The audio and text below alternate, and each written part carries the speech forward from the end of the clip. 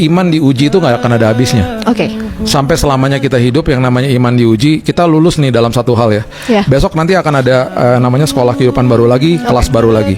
Iman diuji dalam bentuk apapun, dalam kesehatan, dalam keuangan, dalam sebuah hubungan, apapun itu iman diuji di situ. Dan kalau mau ditanya yang lebih berat iman di mana, nggak juga sih, sama aja, setiap hari itu sekolah kehidupan gitu loh.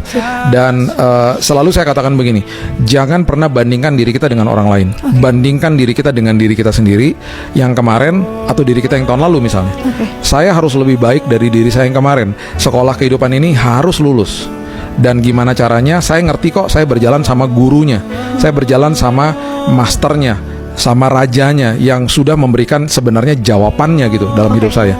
Dan akhirnya ketika kita mengerti ini, akhirnya perjalanan iman itu walaupun ngeri-ngeri sedap, tapi pasti jadi nikmat lah.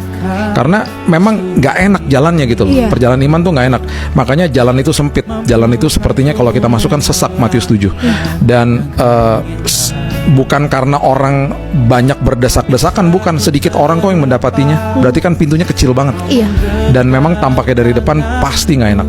Tapi justru Tuhan bilang itulah jalan yang menuju kepada kehidupan. Jalan menuju kepada kehidupan lewat mana? Pintu yang sempit. Di dalam pintu yang sempit kita menemukan kebenaran. Itu perjalanan iman dan itu tiap hari.